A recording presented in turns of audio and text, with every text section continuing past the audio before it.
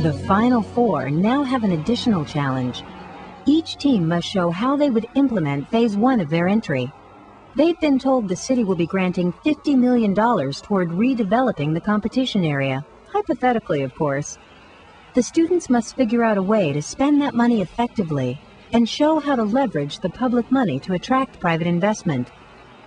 They must balance the needs of the residents with the needs of businesses and potential private developers who are needed if any neighborhood is to be truly transformed. They have just over a month before they must make a presentation in front of the jury, so the pressure's on. This one is in the courtyards on your buildings. Probably gonna, since you modify it a little bit, we're gonna modify it. Okay. The ground, I didn't modify it that much. The ground floors and. As a whole group, we usually get together around like twice a week.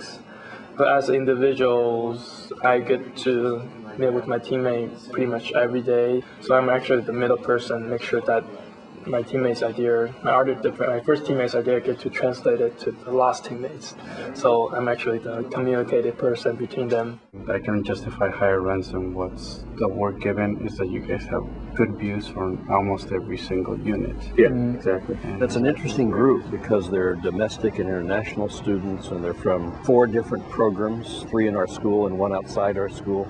And I think they've done sort of miraculously just finding enough time. And as you get farther and farther away from the main public area, the courtyards become more and more private. Right. I've helped on numerous competitions at my firm and other such, but nothing where I was the primary designer. So it's a good feeling, especially considering it's in Washington, D.C., and most of my architecture I've learned is based on Southern California. So it's kind of hard, it's kind of difficult and kind of fun to be able to switch it because of the climate, the weather, solar orientation, all the architecture lingo. The first task of any such work is how to turn yourself from being an outsider to an insider. and so the thing was richly enough supported with information and images that even from this distance, the students could figure out where they were and what was going on. This week is great. Oh, well, it's so. Since at this level we can't really. We're pretty much on track, and we have enough confidence that we're gonna present a good work, and all of our ideas and all of the levels that the competition is looking for, we'll push to the maximum from our side. Since I believe my teammates, they all got very good talent on it. I think we have a very good chance. I'm not going to put a percentage on it, but I think we have a very good chance.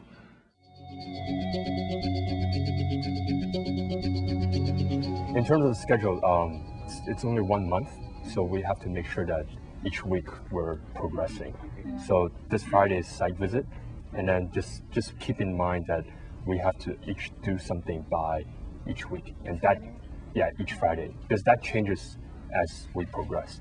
So everyone is pretty focused on the project, even though our outside of the project we're busy, but people all put extreme efforts into it, every single person. And we all build upon each other's ideas. Because if we have to stop all the problem and try to relocate all the commercial activity or residential activity in this area. Each of us came from different backgrounds in terms of architecture, development, landscape architecture, city planning, and we were exposed to the other disciplines. So we were able to cope with the different types of thinking, and we were very open to it. Some competitions, focus strictly on the design element. Others are geared more towards the finance or the urban planning. This one is one that really looks for you to do all of them. Looks for you to have a good idea, a good design, good layout in terms of urban planning, but also asks you to look at the numbers, look at the costs and the financial aspect, and put it together. The site exemplifies the urban resources of America that are underutilized. And in order to bring them back to the mainstream, we're going to need imagination.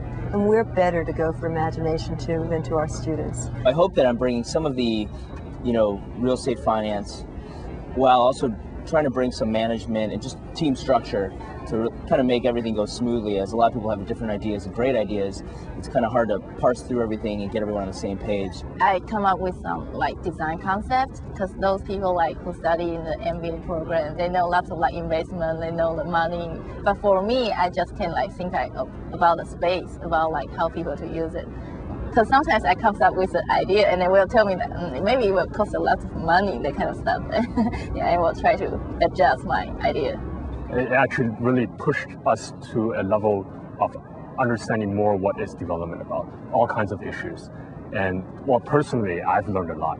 Trying to be more realistic and to consider like if there's a real project, what are the issues that we have to address to push it forward. And we just have to keep on focusing on the practicality of it.